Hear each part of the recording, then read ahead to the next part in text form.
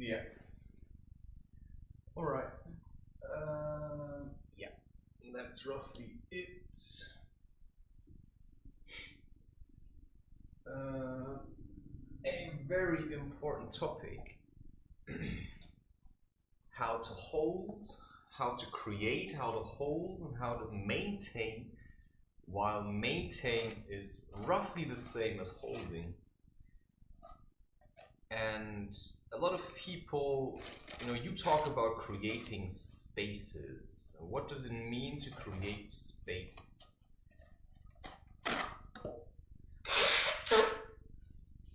You can also talk about room, right? Creating room. Creating room. And you may see how we have all these countries and we have all these things. And you may see that there is a lot of space available actually. But you could say there's no room to use it. Because as soon as you want to do something and express freedom in these weird kind of systems that we created, somebody comes and says, you're not allowed to do this here. Right? You want to go somewhere to the forest, make a fire, gather together, and then you realize that there's no room for such things in these societies. Because people feel like you're disturbing them. Because they sit alone in their houses and they feel miserable.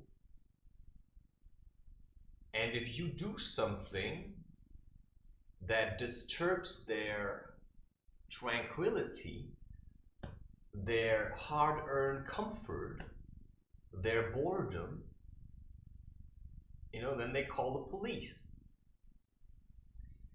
So we've created a really weird space here. But if we talk in spiritual terms about what it means to create, to hold, and to maintain a space, we have to dig a little bit deeper. I mean, there's a lot to this topic. Like, there's a lot. I mean, because this touches into the basic principles of what it means to channel energy and what it means to feel at peace. Now, to bring that together into one session is certainly a challenge.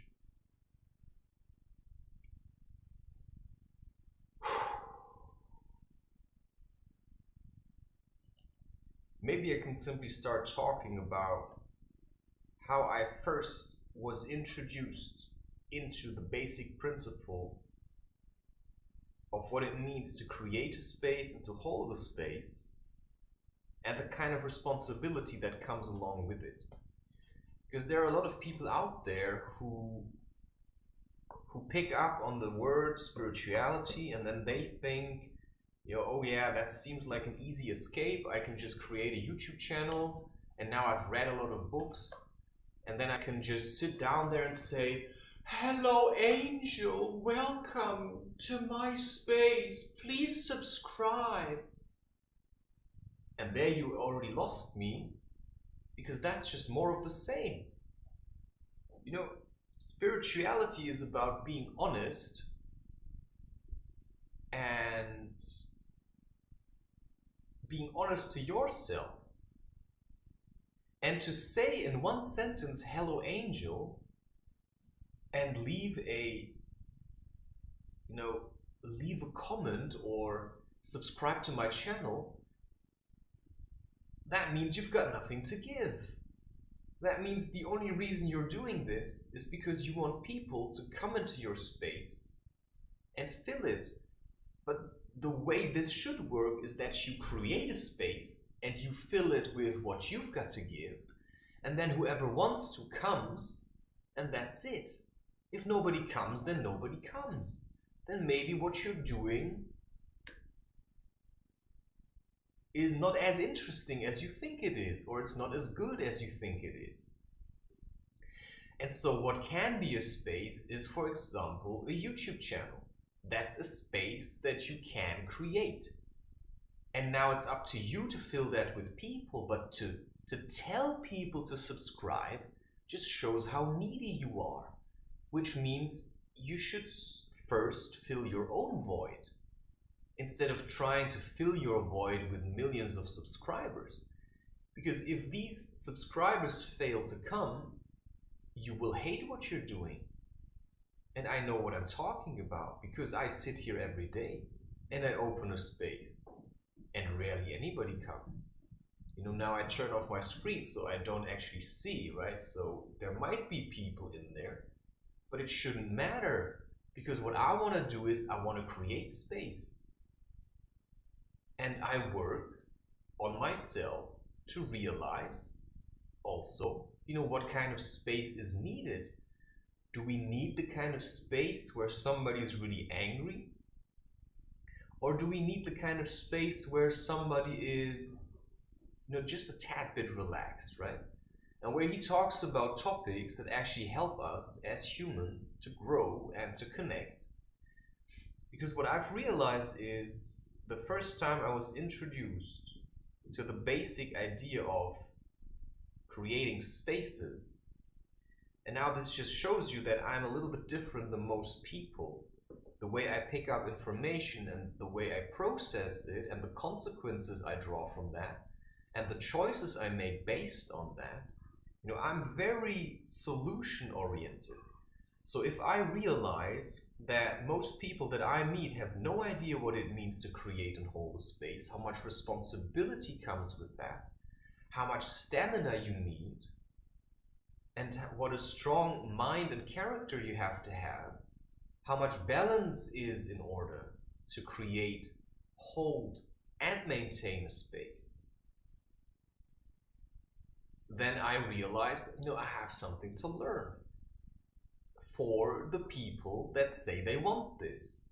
The first time I stumbled across that topic was at a festival,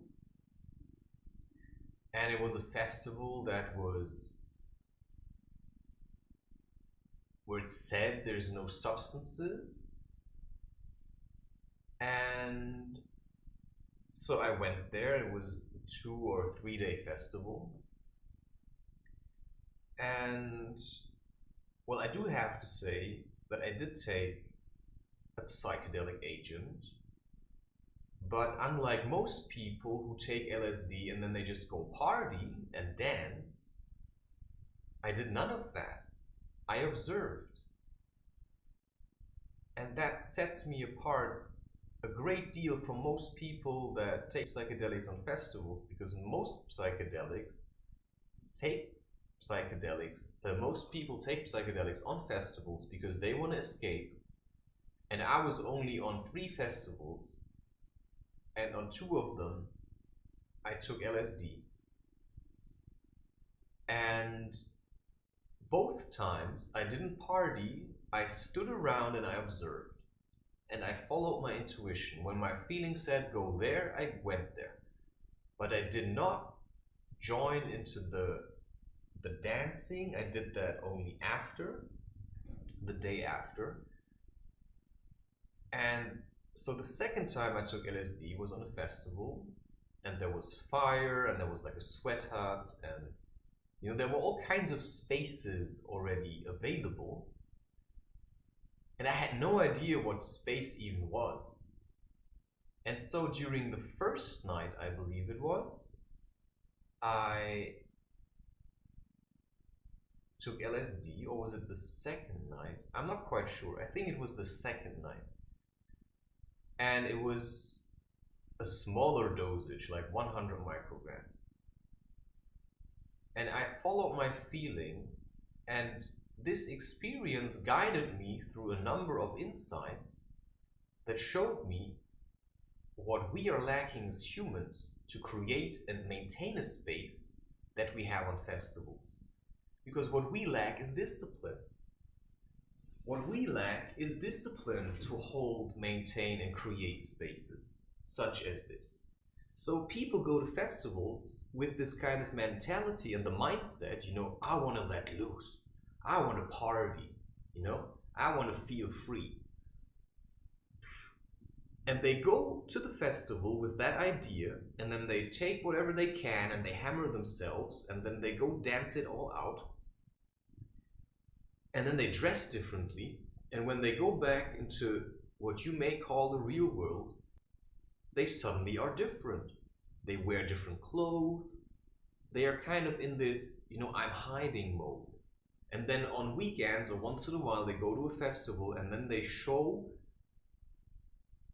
somewhat this, a bit more, a bit like a more true version of themselves. And the first festival I was on, that was where I realized that most people that I meet go to festivals to escape. To me, this was not an escape. Why?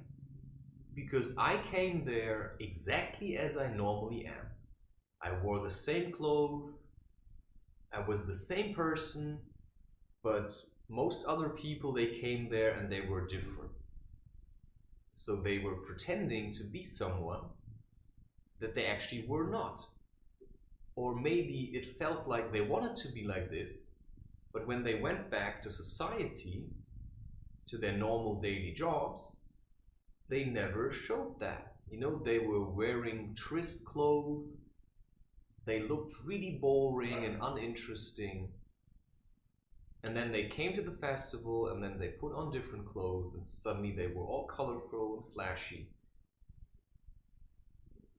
And then they went to party and dance. And that means that probably 90% of their lives, they're hiding. And now you come to these festivals, and that was now the first festival, and then the second festival. The second festival that I went to was a bit different. It was not so much for partying. There was music, but it was also to connect, to sit around the fire and these kind of things, right? The first festival was just really loud music. So you just want to take the edge off, right? And then the second one was more like also families with children and that kind of stuff. And what I realized was there's a lot of ignorance of how much discipline it takes if you would want to maintain such a place. Because what are festivals? It's the wish to get back to a bit like the way that it used to be, where you would celebrate together and this kind of rhythmic, more like natural life.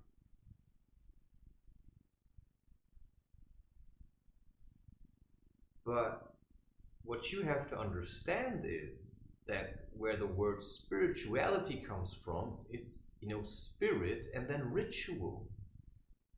So in order to perform a ritual, you need a lot of discipline. To create a space in which you can perform a ritual, you need a lot of discipline. Everybody has to be disciplined. And usually it's not a place for children to play around. That's how it is, it's for adults. At a certain age, children will be invited to join, but that comes later. So that also means that not everybody can always join these things. That means you have to have people who take care of the children. So, this is the kind of thing that you have to think about. Certain rituals certainly are not meant for children. And these festivals, there were children. There were parents that wanted to party and they took their children along because they think it's good for them. Yeah. I see some things on these festivals, or I saw them, that I found highly disturbing. It's not a place for children. It's not a clean place. People come there, they're dirty. They carry all kinds of junk around with them, emotional junk, energetic junk. And then they go there and then they hammer themselves with all kind of psychedelics. They take alcohol and then amphetamines and then cocaine and then LSD and ecstasy, and then they just like boom, boom, boom. So in energetic terms, it certainly is no place for children. And some people are so ignorant because they want to have a good time, and so they just drag their children along. But people who are these festival people, they're often really selfish. They don't care about nature. They don't care about spirituality. They just want to go there to fuck around, to have sex. They're not interested in discipline, because if they were, they probably wouldn't come there.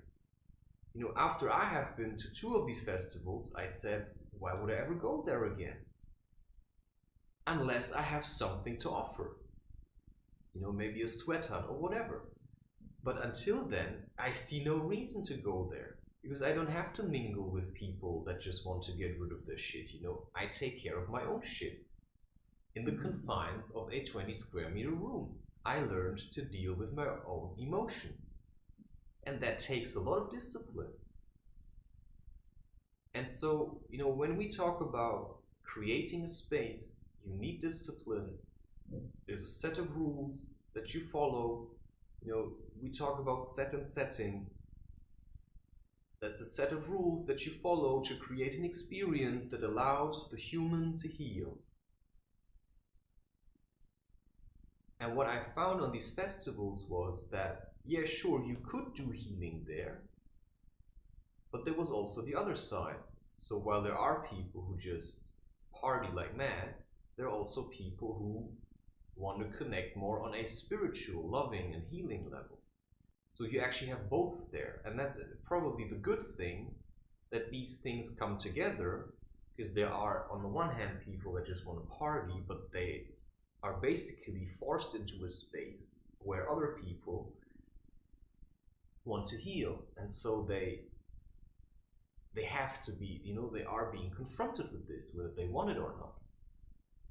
But that's how it happens. And I, for example, had my first sweat hut experience, and that was life-changing. It felt like this was my spiritual birth. It was very beautiful and very opening. Anyway, I'm losing track again. But that's just how it is. So the second festival where I was, I had that night and I took LSD and I walked around and I made all kinds of experiences and I just observed and looked at what was happening. And what I realized was there were people and they were talking like, they called themselves the colorful tribe. Yeah, and they were like a group of 50 to 60 people. And they were like, yeah, we're the colorful tribe. But they had no discipline. They were just a bunch of children that just wanted to have happy times, right? Just like fooling around and doing, sitting around. They had no direction. And I had the feeling, well, these people could never live in a community because they have no stability. Yeah, maybe they were very flexible. They could like bend over and bring their head, to their shins. So they were, in terms of flexibility, they had a lot of flexibility, but they had no strength. You could just push them away like that. Not that I tried, but you can just tell from the weight somebody has, not the physical weight, but the energetic weight and the amount of energy they can channel. You can just go and do this and they would fall over. Because they aren't prepared for heavy weather. Because, they just want to live in the sun and say, oh yeah. But somebody who's been trained in the ways of a shaman, he knows to hold his ground, in the deepest darkness. In the deepest darkness, because he's been there. He went into that. You know, these people are often people who spend a lot of time alone, right? That means they can hold their own. They learned to create space for themselves where everything is in harmony, and then they can uphold it so that you don't lose your shit in a ceremony. So when you do a ritual, right, you need a couple of people. So if you would want to do a ritual with 100 people, you'd probably need at least 4 to 5 strong men. You know, you can probably do it with one, but it's a lot of work to keep that going. You'd probably need a couple of really strong men that know how to do this, how to hold the space. And then in that space, everybody else can feel safe and open up and say, whoa, I feel good here. Because let's say you hold a ritual somewhere and you don't really know what you're doing, right? Some people, they just get together, they take mushrooms, or, you know, a ritual doesn't always mean psychedelics, but let's just assume it's about psychedelics. That means you're creating a space, you're creating a room where you say, we are now going to ingest in a group a psychedelic agent that is going to open us up. Because that is what psychedelics do, they open you up. Now, to what are you going to open up? I've been to places where they were holding ayahuasca ceremonies, and these places were so dark that, like, dark and dirty. Like, they didn't clean that at all for I don't know how long. So to what are you going to open up there? And then after the ceremony is over, everybody hugs each other. Never do that. Do you know what it means to be open?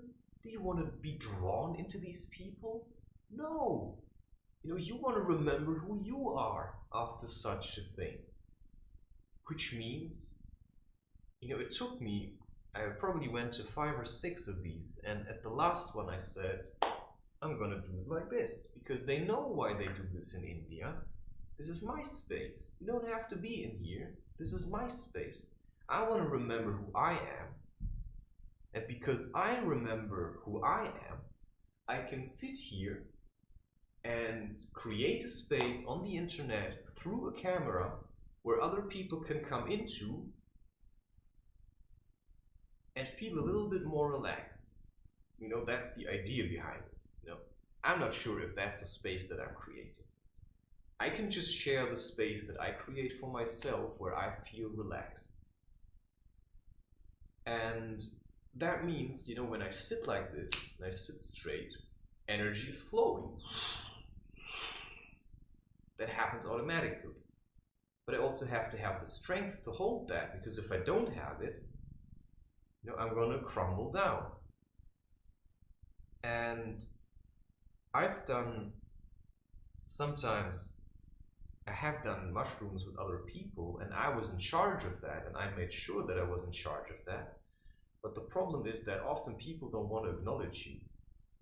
But I got them, you know, I said, okay, you're going to do the cacao ceremony, you're going to do a room ritual, and I'm going to be in charge of the mushroom ceremony, because I knew that I can hold this, because I had a lot of experience already.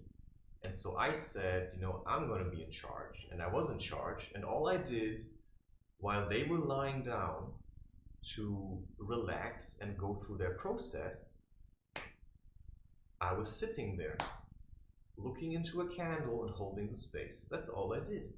You know, I didn't sit like this all the time, but I sat there and I kept my focus simply open. I didn't go through my processes. I simply stayed in that place and I was holding the room. That means you channel the energy. You are the connection between heaven and earth.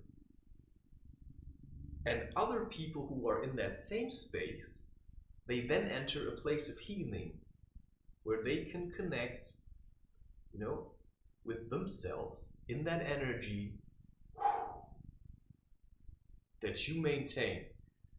So if you sit there and you get drawn into your own trauma with people that have no stability to hold themselves, who are kind of wandering around in a haze, well, that means absolute chaos might happen. You know, people might just start having sex or start to dive into each other and cuddle and like, ah.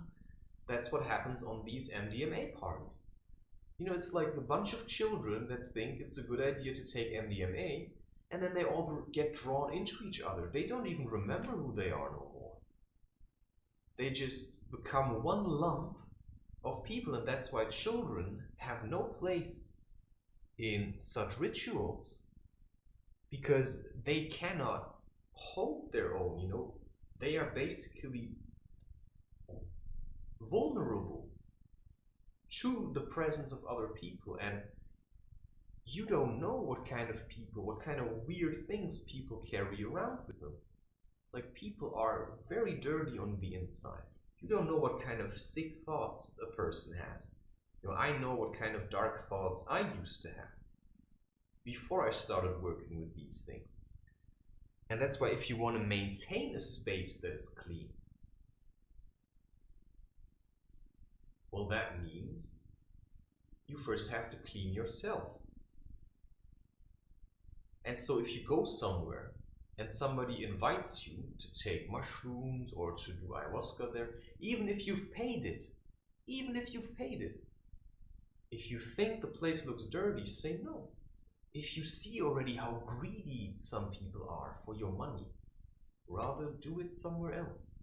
Or don't do it at all, just go hiking in nature. Not everybody has to do psychedelics.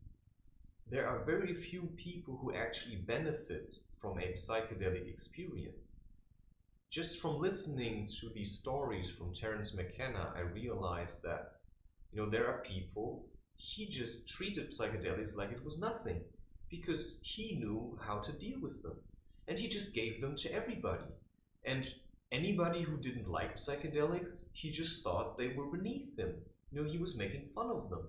He thought that psychedelics were the solution to everything, but they weren't. They weren't. They certainly gave him the feeling of being powerful, but he also had a hard time to let go of them. He was smoking cannabis every day for the rest of his life. I mean, that says something about the guy. He had trouble to take responsibility for the way he felt. And while I have learned to get to the states that cannabis usually used to bring me, without it, he thought you can only get there with cannabis or with psychedelics. But I have felt many times like, hey, I just feel like I took some psychedelic, but I didn't. Because my consciousness was trying automatically to get back to the place. Because once you feel a certain state, the trick is to get there without using the substance over and over again. Right? Sometimes you feel like, okay, now it's time to make a new experience, and then you do it. But most people, they just use these things to have a good time. I mean, to me, using psychedelics is an act of courage. Often I shit my pants before I do it, because I also, I have a lot of respect for psychedelics. And I know what it means to hold a space. And the first time I did that was at that festival, and there was a sweat wagon. It was like a kind of a wagon, and they turned it into, you could say, like a sauna, right? They put a little oven in there, like kind of wooden benches. And so you would heat that up and you could put water on it. Yeah, an oven with wood. Yeah, and then people use the stinging nettles, in the sauna. It's very good to get rid of tension. And then people would go in there and use it. And then there was like kind of showers where you could rinse yourself. And there was a point during the night, it was maybe like 2 or 3 o'clock in the morning, and everybody was already gone to bed. It was very quiet. And I had the feeling, I was being guided, that's how it felt like. I was just giving in to wherever my feeling was sending me. And I went to this place, and the way you can imagine it, there was like a sort of like an open entrance, and then there was like a circle. And in the middle of the circle, there was a fireplace. And then there was this hut where you could go into and then sweat. And the first thing I did was I came there and I made sure the fire was going, because the fire helps you to hold up the energy, right? And it helps you to transform anything negative that wants to come out of you. So that's why when I did mushrooms with these other two, there was a candle burning, and I could look at the candle and it helped me to focus.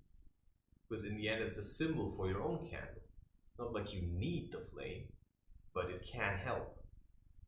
It's just that light that shines your way back.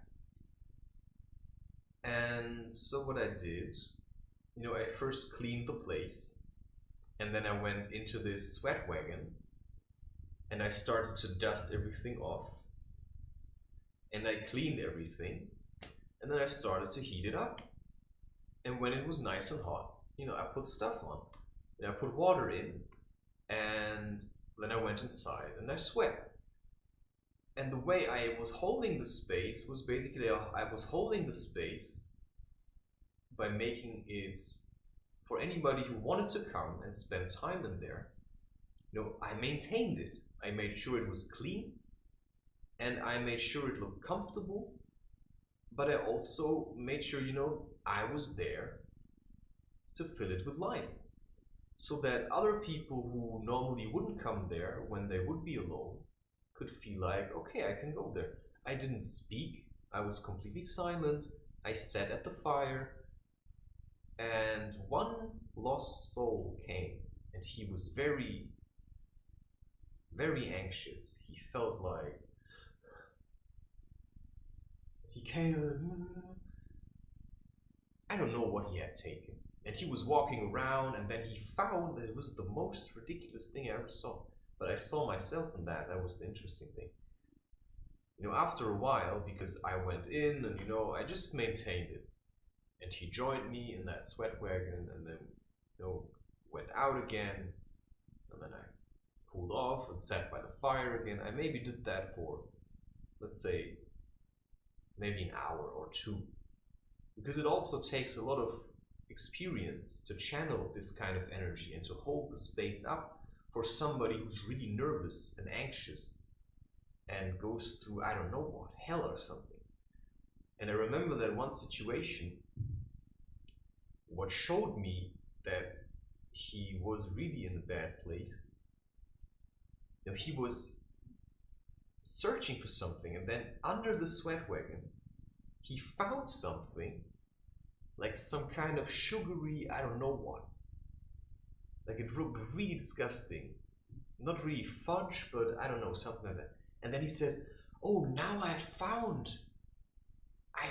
what I was looking for. And he was sitting there, he was eating it like this. And when I saw that, I had to think of Gollum. The precious.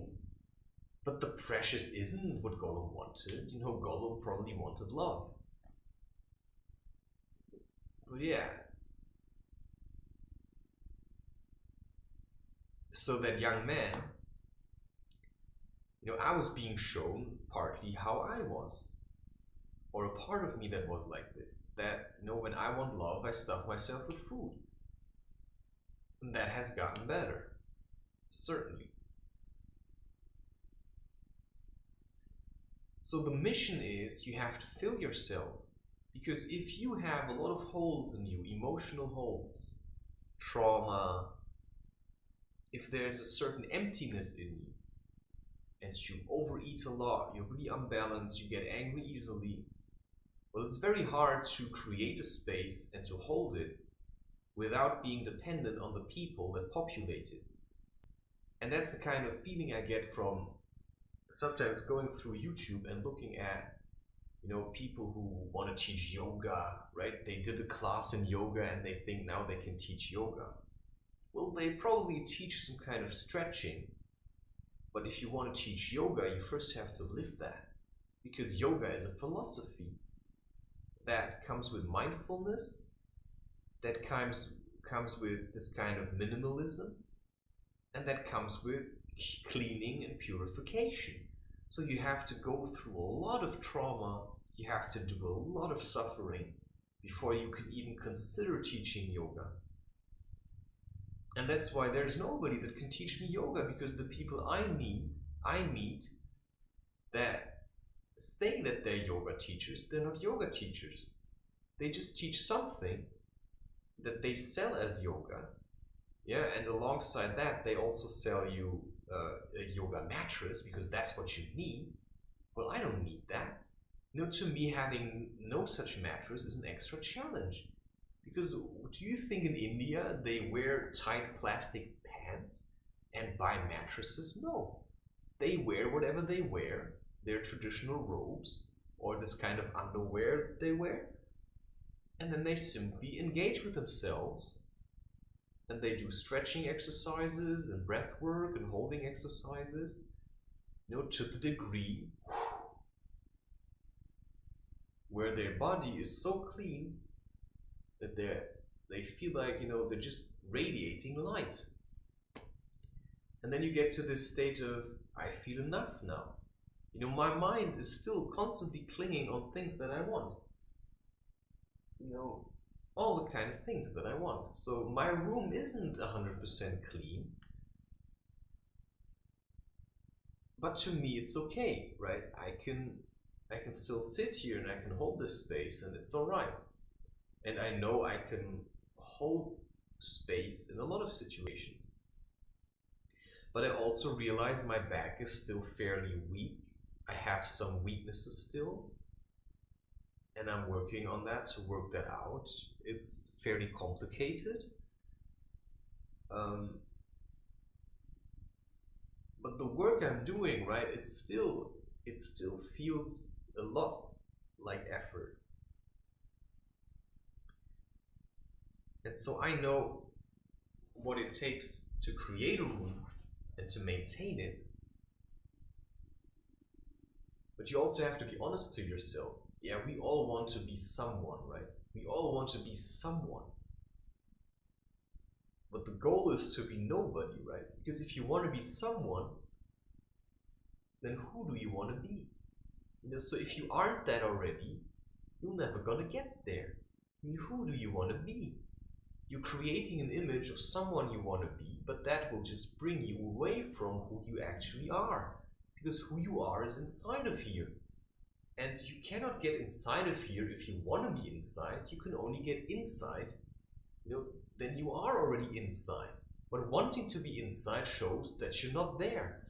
So if you want to be a yoga teacher, and then you make a course, and now you have a certificate, and then you talk about, then you think you can teach yoga. And then you do these classes, and then you have a microphone, and then you tell people, do this now. That's not how you teach yoga. The only way you can actually teach yoga is simply by doing it. But how do you want to show people how do you do yoga if you're distracted by giving them instructions all the time? Because yoga shouldn't be something that people simply do because they think it's healthy. And then they go to yoga class and they think that's it. But it's not it. You have to want it yourself. People think it's so easy to do these things, but it's not.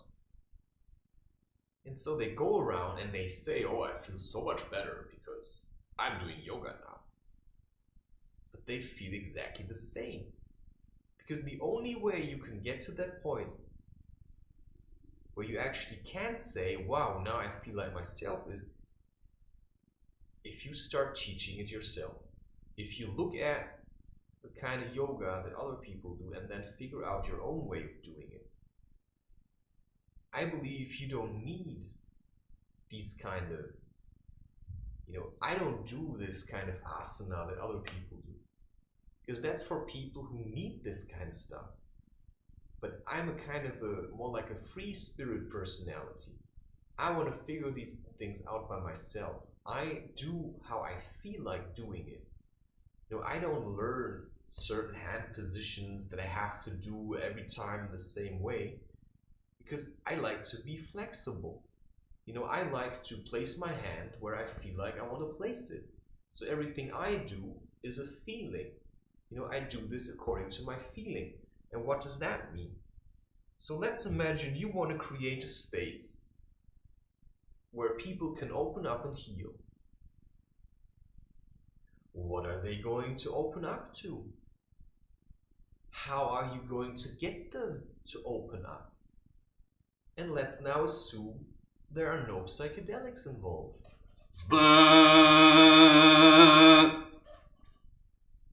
You see, if you are very rigid and insecure and you sit around and you say, let's open up, now come together, and now breathe into your stomach.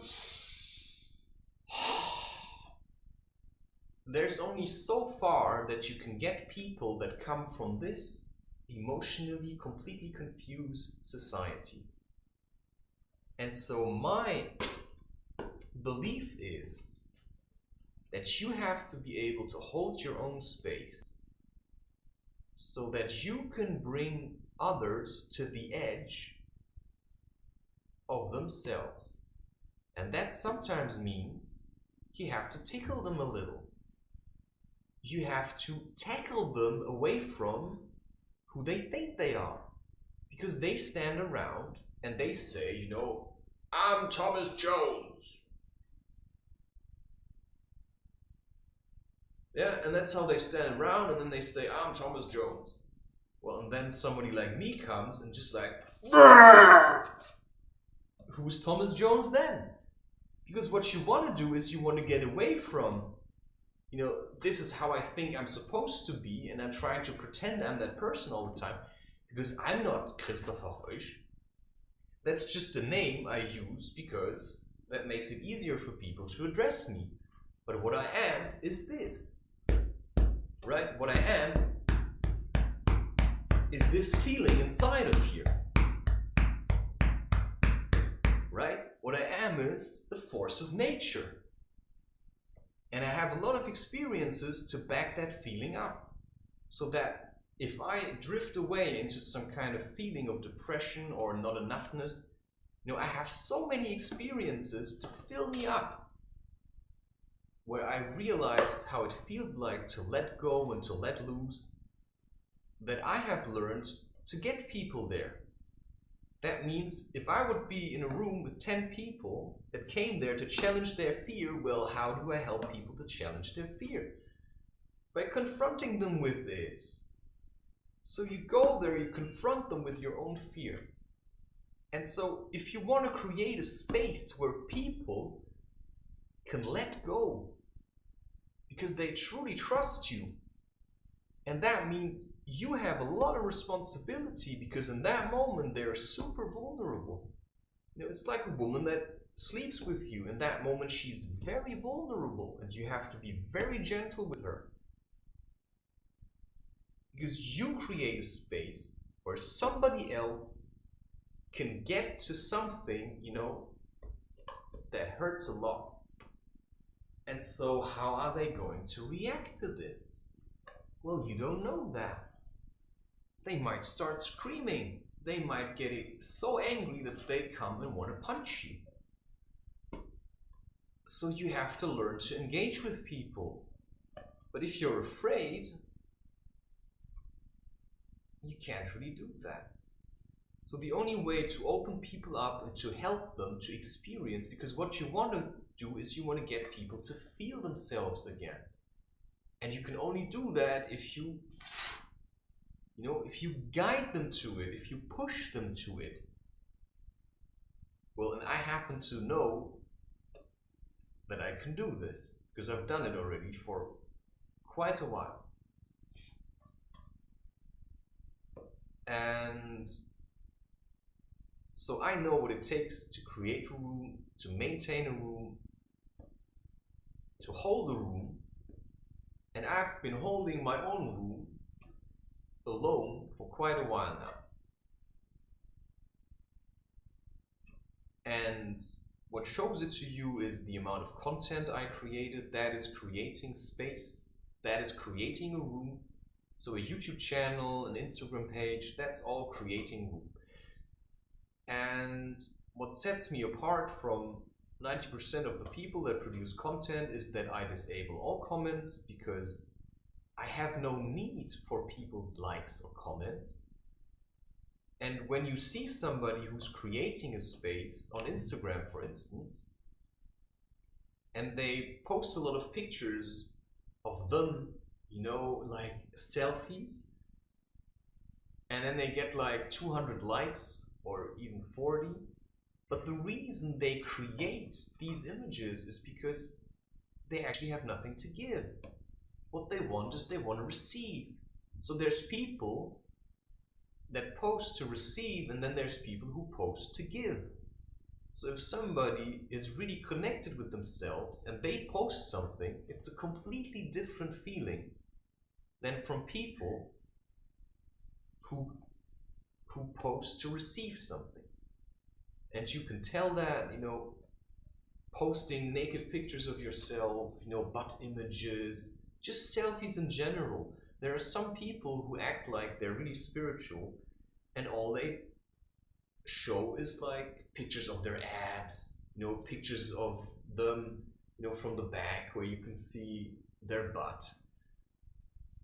This is just trying to praise yourself. You know, you want to get a lot of likes. You know, a lot of women do that. And they pose really sexy and they put like spiritual text over it. And then they say, I'm doing that for women. No, you're doing that for men. And you don't get that. You don't even understand why you're doing this. So you're actually not generating a space for others to come into and heal. You're creating a space for others to come in and then either like you, or you create a space where others can come in and share your trauma, right? There's a lot of women who create these kind of feminists, hate speech, we have to get together and fight against men or something. You know, that's just your anger, and you're just sucking in lots of women to share your anger, which means you're basically trapped in your trauma and you're just looking for women that are equally trapped in their trauma.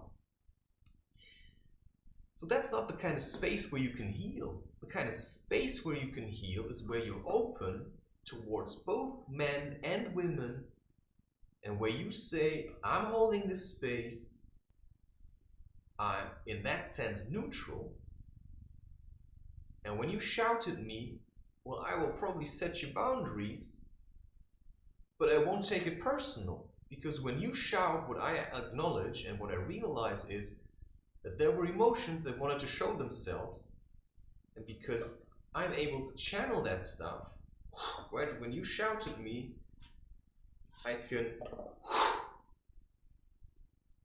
all right, you know, and I can smile in the end, and then I don't stand around, look, she shouted at me. Because that's what you have to be aware of. That you think you want to help people, so you make a course, and then you have a certificate, and then you spend a lot of money, and then you think now you can help people. But that's not how it works. I mean, I see so many people who say they're healers now. I had a Reiki initiation, and I never called myself a healer. I had a Reiki initiation, and I have years of practice. I first practiced on myself. You know, I gave once somebody a massage, but I practiced with myself. And now I realize this feels good. You know, I can send myself energy. I can heal myself with my hands because I learned to channel energy through my hands into my body. And this is how I can do it. So I realized it works. But I also did my suffering. I've trained this. When did I start? 2019. I had my Reiki initiation. And it took me from then till now to get to a place where I can say, now I can actually teach this stuff. I cannot teach you really to be a Reiki healer, but I can help you cleanse, right? I can tell you how to cleanse. And that's what you have to do first. You have to cleanse. And that's not the purpose of this talk. Well, I'll get into that later. At the moment, it's just about what is a space, how to create it, how to maintain it. And that's a feeling. If you can hold your own space and you can sit here like some kind of shaman in a straight meditative posture, you feel like you can actually hold this for quite a while, well then you might say you're ready. But if you sit here and your back is hurting and aching and you feel like you're being drawn into the weight of your own, the weight of the energy you're trying to channel is actually pushing you down, well then you have a lot of work to do, right? If you're still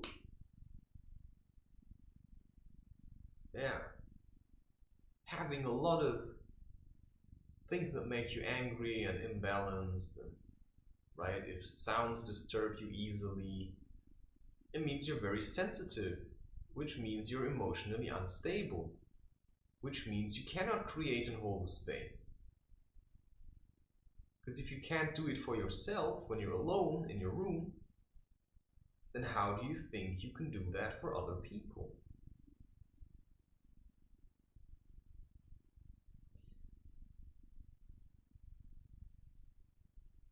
Yeah, so the idea is that if you manage to channel and hold energy over large periods of time, and you can wake up every day and you feel motivated to do what you're doing, then you get to the point where you can say, I think I'm ready now.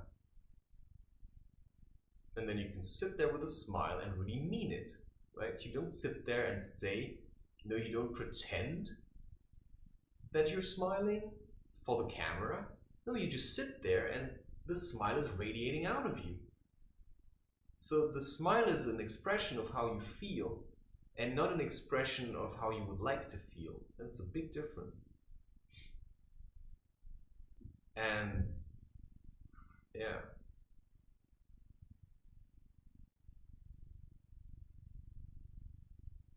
And that's why when I talk. And when I feel a bit angry, then I talk a bit more angry. Right? And some things, they make me angry. And then I talk about that.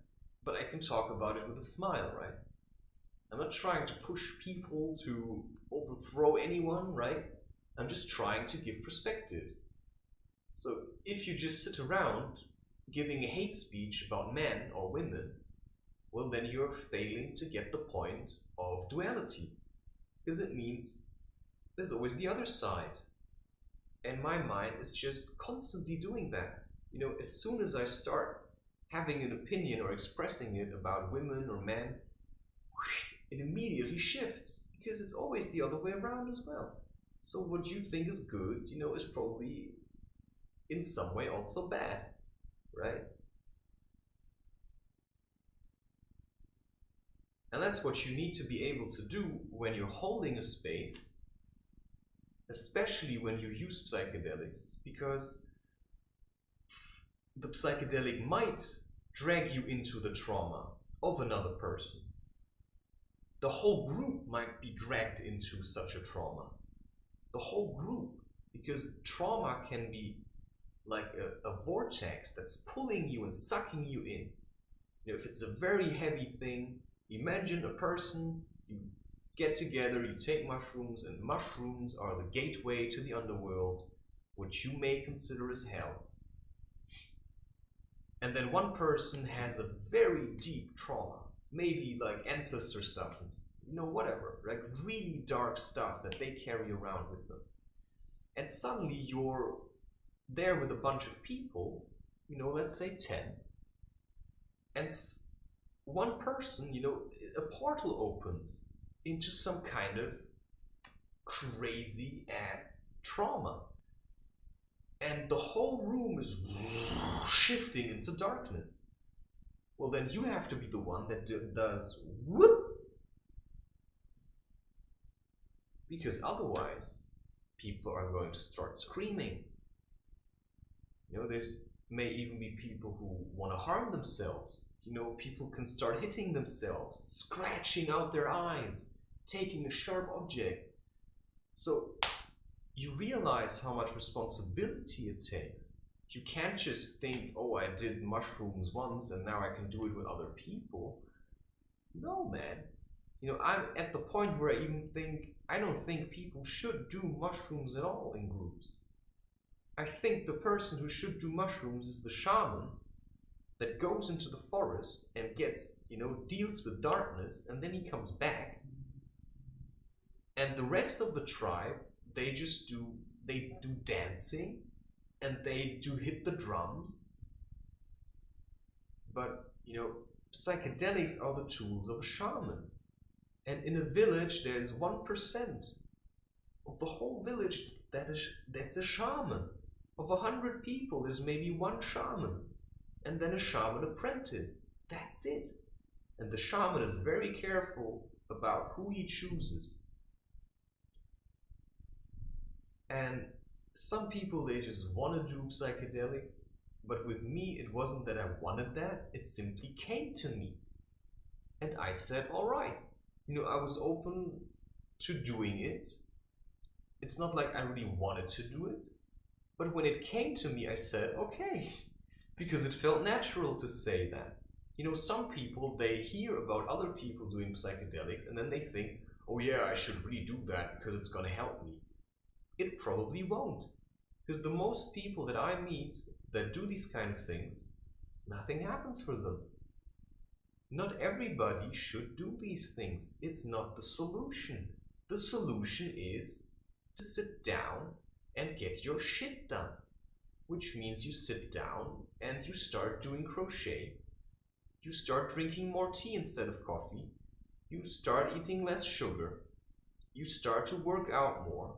You know, to train your body, to do planks and breath holds and these kind of things.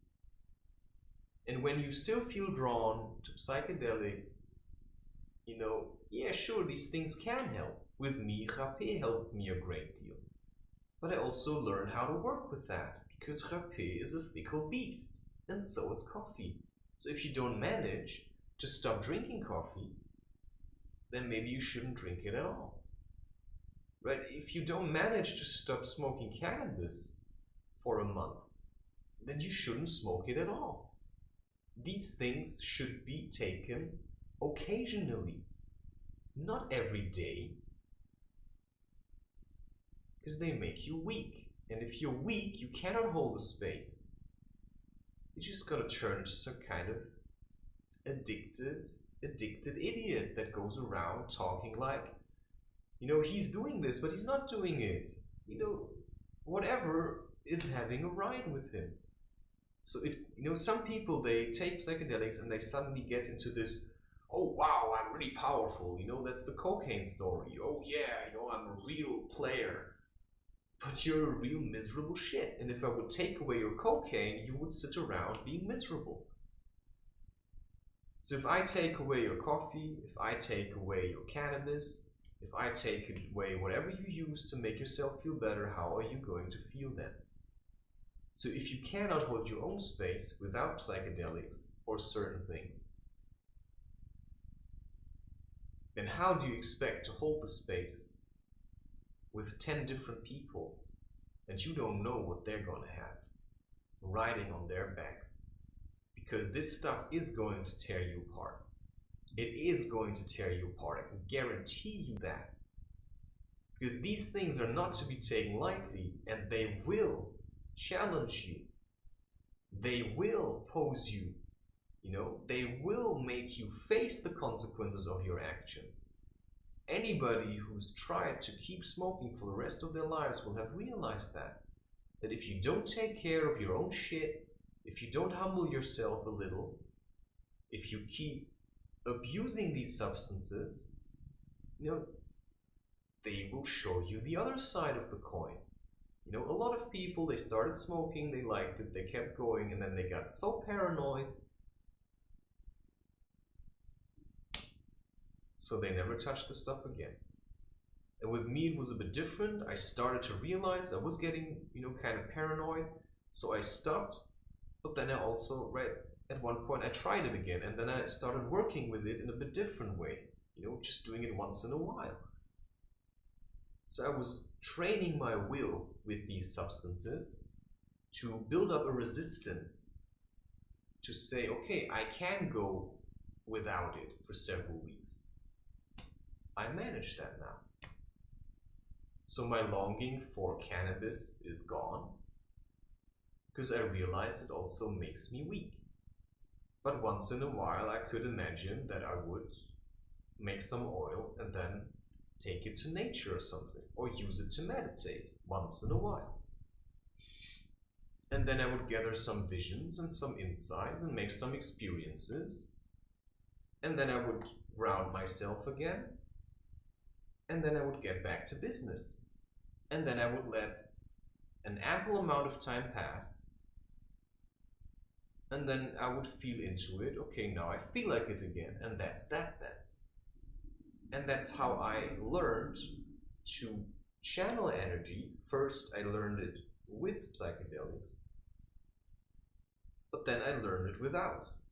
And that's the trick. Because if you take psychedelics, you also have to give your body and your mind and everything the time to adapt to the lessons of the experience, so that you can start implementing what you've seen or heard or felt, that you can start working with that, turning it upside down and in and around and looking, whoa, what does that mean? Oh, that's what that, wow, this was the trauma from I don't know what, right? This was that experience. Oh, blah. Sometimes I was laying here when I was working through these things, and I did all kinds of random things, and then it happened, it all came together in one night where I was lying here and I was just on my side, and I felt like an incredible turmoil was on my inside. And it was like a kind of a jittery fish, like just started raging through me. And it was like almost like an emotional bubble that, got loose and went out of me. But before it went out of me, I was feeling all these things that were kind of like lumped together. And sometimes it was experiences I had made with other women, because I was working constantly to get that out of me. And you feel like you're going insane in these moments. So imagine you have a group of people that now take a heavy psychedelic agent, and one of them doesn't know how to deal with this. Well, he's just gonna start screaming. And when he starts screaming, it's like when one child starts screaming, the other one starts screaming. And we have to see each other a little bit like children, because looking at this society and pretending like we're all adults makes no sense. Because we don't act responsible with nature. We don't even act responsible with ourselves. Our bodies are all completely screwed. So we first have to learn to act responsibly with ourselves, with our bodies. And then we can talk about opening a space online and showing what we have learned in our life that allows us to teach yoga by simply living it.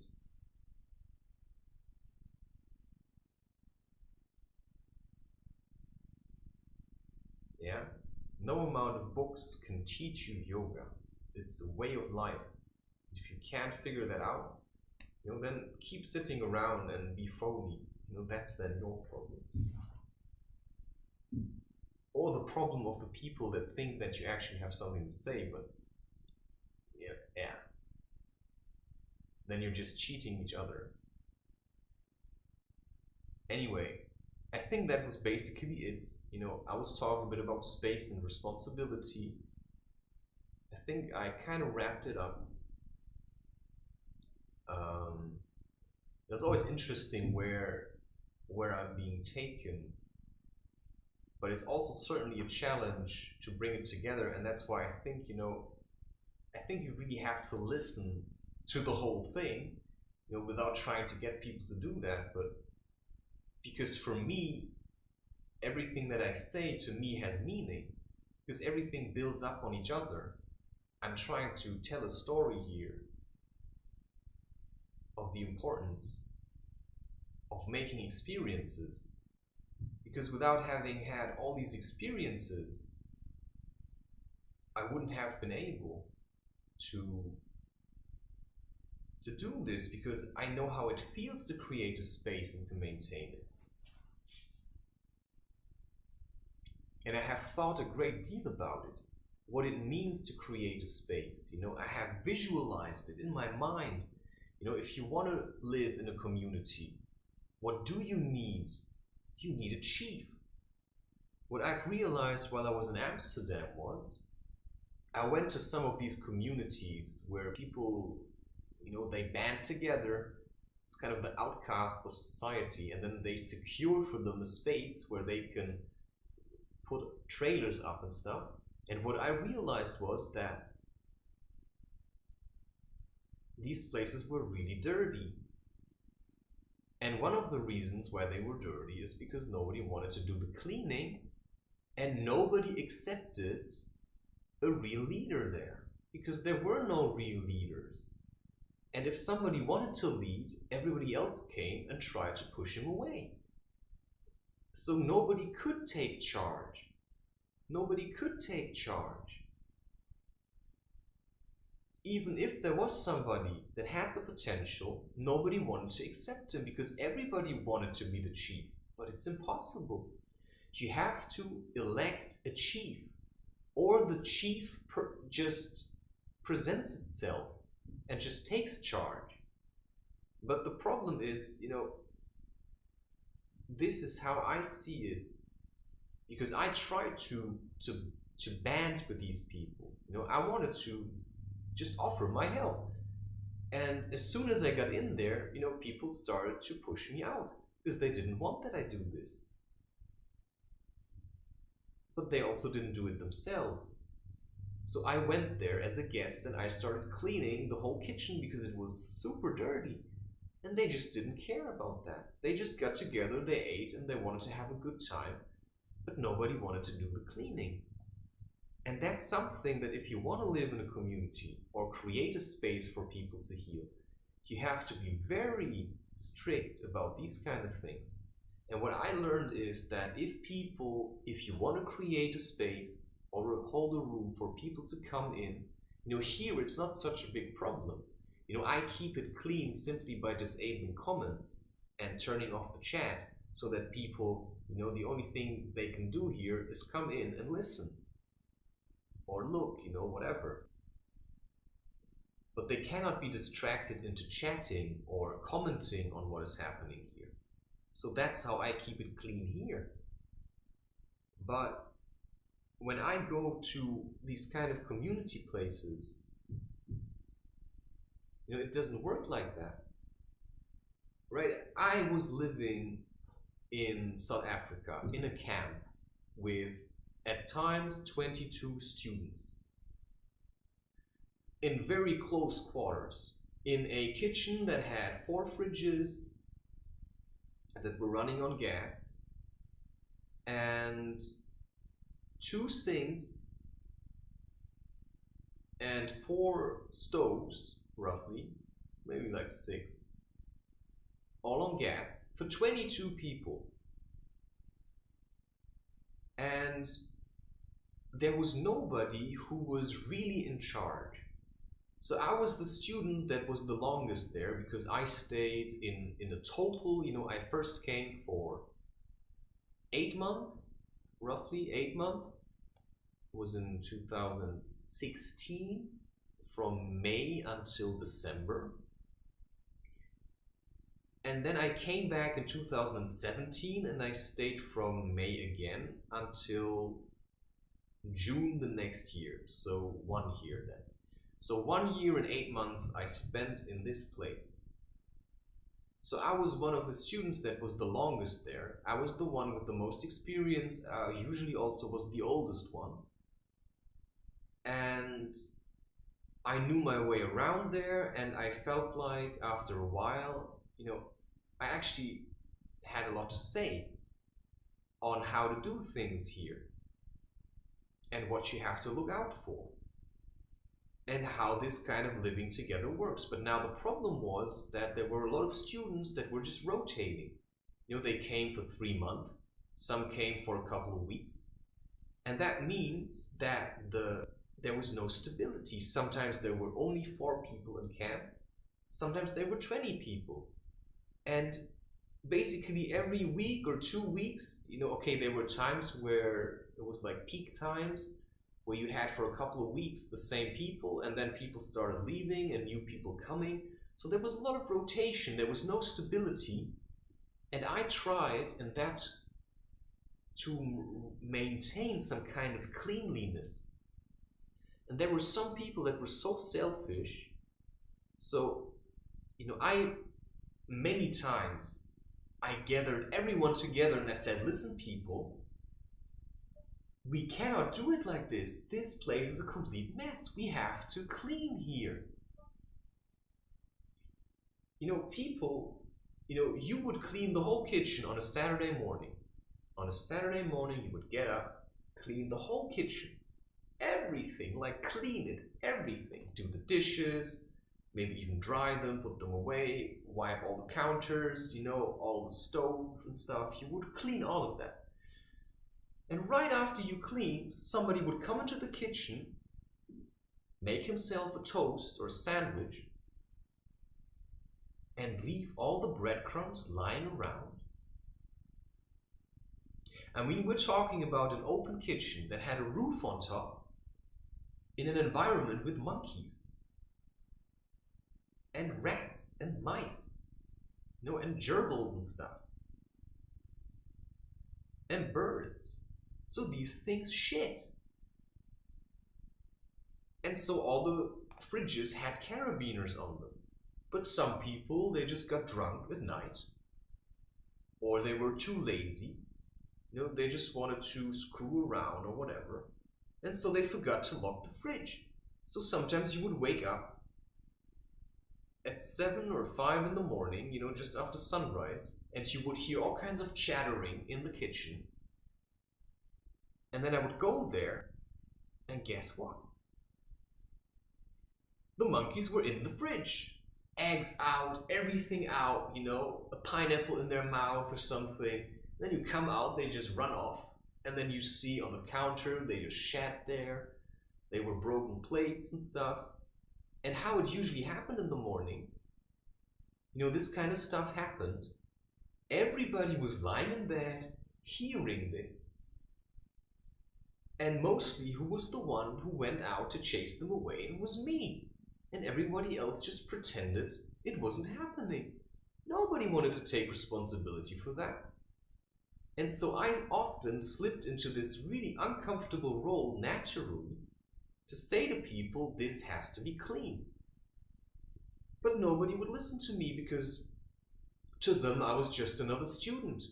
I had no power to say anything. I had no power, so I did try. And I set up a kind of a cleaning schedule. I wasn't always the only one who did that. But sometimes I tried to motivate people to clean more.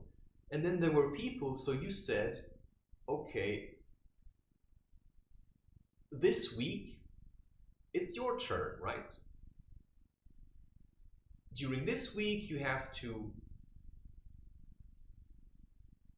make sure that all the clean plates and all the clean pots that sit on this drying rack, are being, after a while, when it's full, you clean it, you dry it completely, and then you put it back to where it belongs.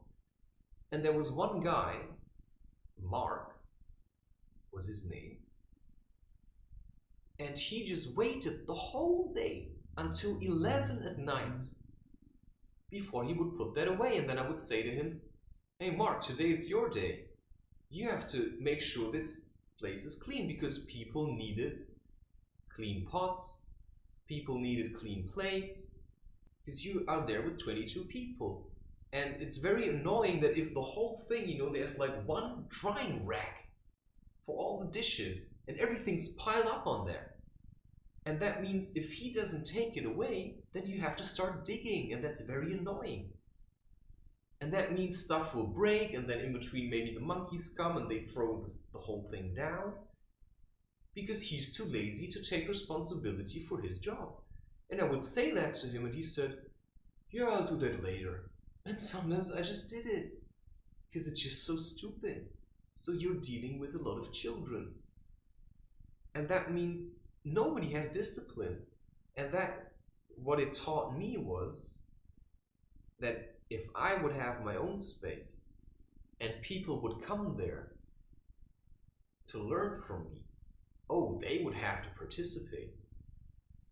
You know, that you cannot come, because I've seen people who did shamanic work, who did these kind of healing rituals, and people just came there, they took it for granted. You know, as when I went there, for me it was obvious that I would also help. I also wanted to help. So I helped them with the dishes, I helped them with cooking, when I could, right? But there were people who were coming there for years and they did nothing.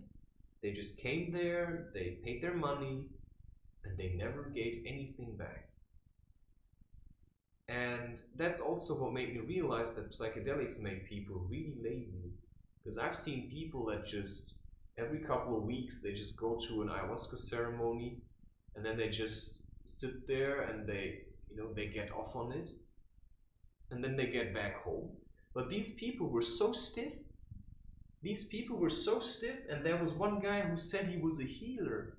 And every couple of weeks he would go to one of these ayahuasca ceremonies with the same people who were basically holding it in their living room. And he would go there every week, every couple of weeks. And then he would just lay down there, put earplugs into his ears and just zone out. But he was so stiff, his body was so weak, that he couldn't even properly get up anymore. A man at the age of 60. He was like, and he calls himself a healer. He can't even heal himself. How do you want to heal people if your body is so stiff that the energy can't flow properly? How do you think you could assist people in their healing if you can't even heal yourself? If you don't know what it takes to heal because you don't want to put the work in, you can't really assist anybody, because the only way you can really help people in their healing process is by guiding them into becoming more active themselves. You know, it's not about massaging them all the time. No, it's about telling them you have to start moving your body. Self-responsibility, people. We can't all have somebody who massages us. So if you want to hold spaces and sit comfortably in a lotus position or something, you know, like a chief, and channel energy, well, then you have to make your body so that it channels energy. So it has to be strong. Your mind has to be strong and clean, mentally stable, balanced.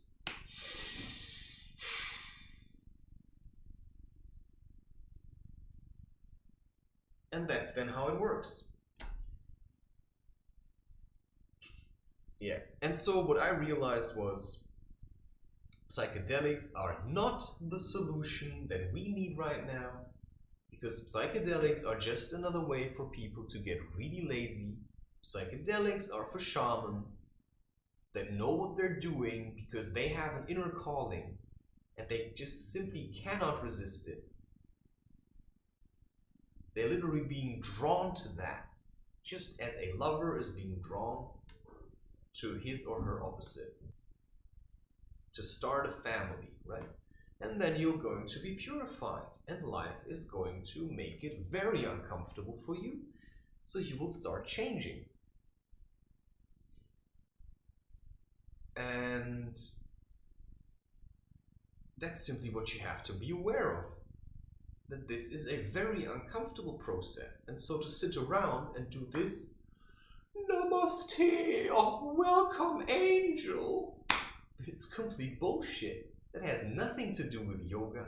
I mean, if you have seen yogis or shamans or people who are like this, these people are really tough. I mean, how Terence McKenna puts it, it's the archetype of the trickster, the joker. I mean, we're talking about a person here that made it a habit to dive into darkness and to come out of it. There's a certain, for a shaman, there is a certain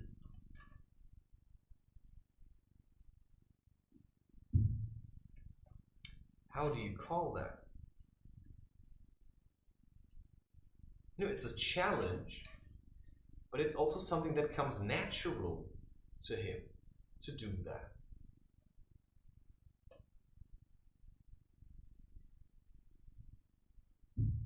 And usually it's the people that bounce a lot between darkness and light, between depression and intense happiness.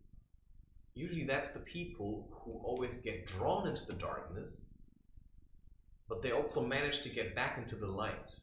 So people who are just most of their lives only depressed, psychedelics not for them. They should just go hiking more. They should just fast and do a lot of cleansing. That's my experience. So if you cannot find your way into the light on your own once in a while, without psychedelics, then it's not for you. Like I said, 1% is shamanic material. The rest, they do other things. The chief is not a shaman in that sense.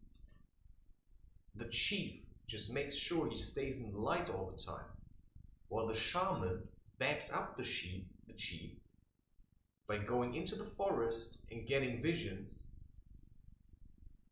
and going into the darkness and dissolving it and working with helper spirits. And then he comes back to the village and brings some kind of knowledge back. And the job of the chief is to stay in the light all the time. And the shaman dives into the darkness. That's just how it is. That's a scary place. If you can't know how to deal with fear, don't fool around with these things. So yeah, holding a space and maintaining it is a challenge that you have to take responsibly, because you're toying with other people here.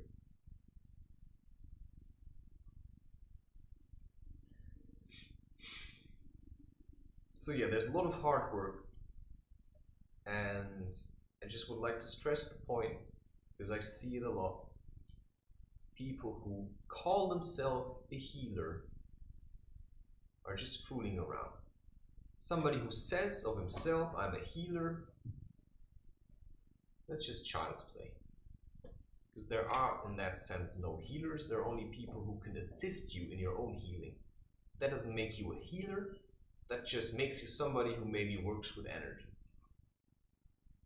And somebody who says he's a healer, he gets off on thinking of himself as a healer, and he fails to acknowledge that it's the person that heals him or herself by opening up to healing. You are only the mediator. You are the tool that helps the person to get to a place of healing, but the healing in itself happens by itself. So I would really appreciate it if people would stop calling themselves healers or energy workers or whatever, because I cannot tell you what all this stuff is doing. Sometimes energy enters me and I just start doing stuff. I'm not doing this. Something is working through me. So how can I claim this for myself, right? How can I claim this for myself? It's just something that wants to happen naturally. The river that's flowing to the ocean, it doesn't say, I'm rivering. No, it's just natural for the river to flow into the ocean. The river doesn't claim the ocean for itself, but it certainly feeds into it. But that's all there is. Because the river probably would acknowledge, that ultimately it is a product of the ocean, right? The ocean evaporates and it rains down on the land and then comes as a river back.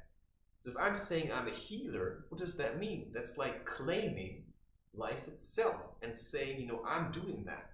But you're not doing that. Because if you see it like this, there's like the whole of life is all the energy that is available. And then a part of that energy comes and moves through you,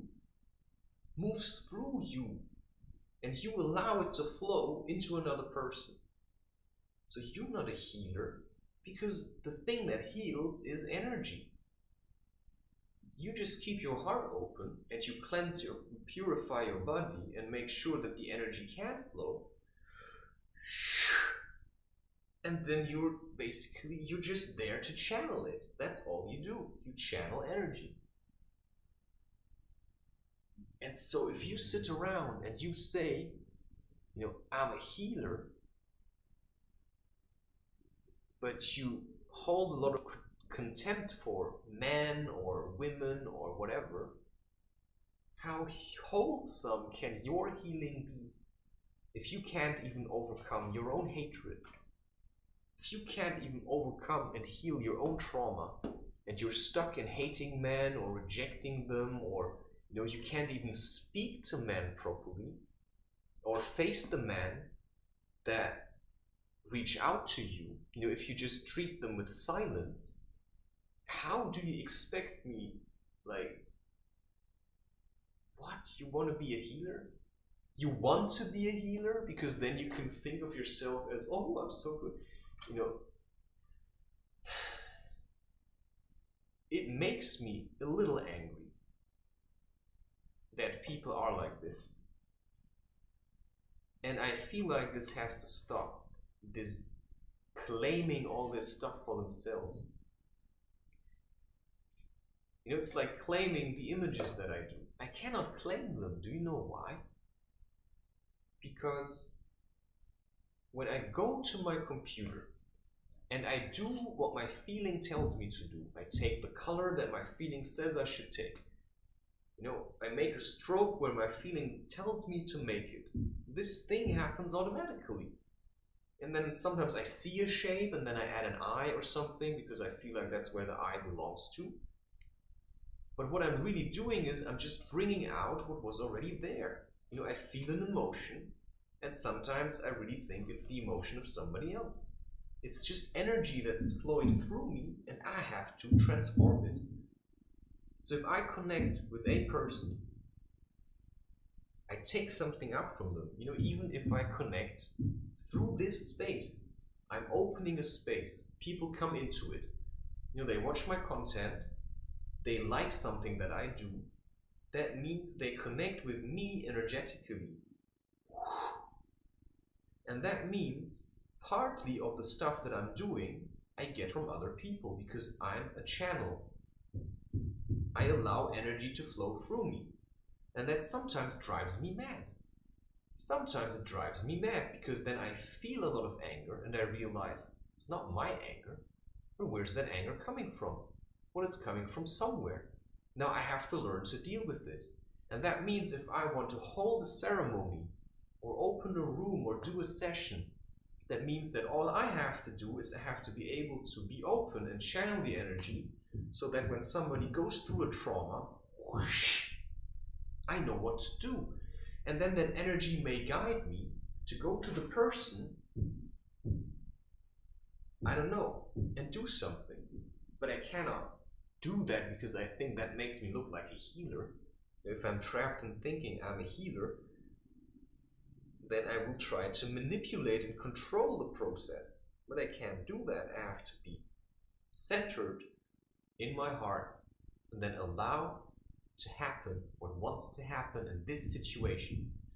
Which means sometimes in ceremonies or sessions, you maybe, to the other person, you suddenly become their father. And that means they're gonna say to you everything that they never could say to their father. And because you're open, you know, they can project all these feelings onto you. And then it's very important that you simply reflect love. Take what they give you, bring it to your heart. That's how it works. And it's a constant thing, and for that you need to be strong. All right, bringing it to a close. To a close.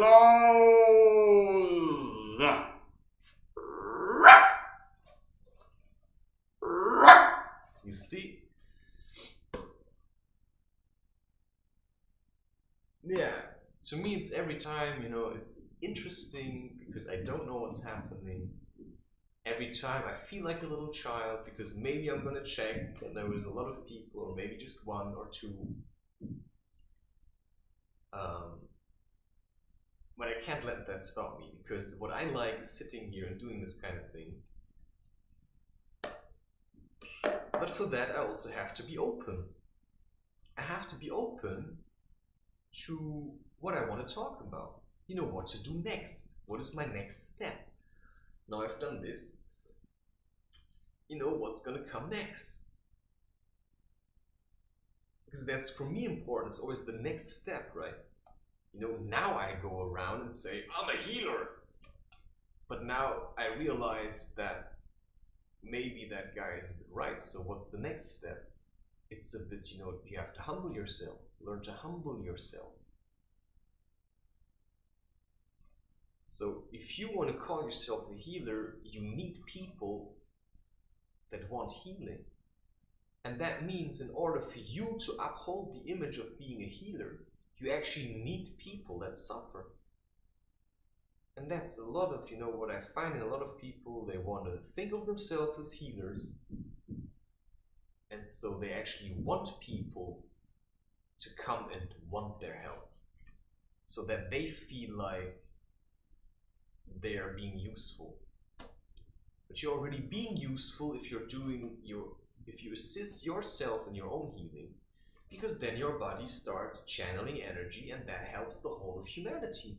Because you are lifting the energy of an entire space, and that's what meditation does. And that's what, if you have loving and caring sex with each other, it's just like opening a channel of energy, a direct connection between heaven and earth. And if all people would do that, the whole of humanity would rise above this fear and start loving. But that takes a lot of time, and that means every single one of us needs to do their own work first. So that more and more people start to channel automatically and hold this space of love. So you don't go around and you say to everybody, I'm a channel. You know, I'm a channel for love. You know, thanks to me, you can all, you know, be more happy together. Because then it doesn't work. You know, that's looking down on people again. It's like saying, I'm a healer. Because then you need them to be miserable, and then you think, you know, you have to be grateful that I'm doing this. That's like contempt, right? I mean, that's like being a prick about it. You just shut up and you do your work. And if you've got something to say, and you want to express it, then express it. But don't, like, depend on it. You know, don't think people should like it. You know, you cannot control that. I have to stop now.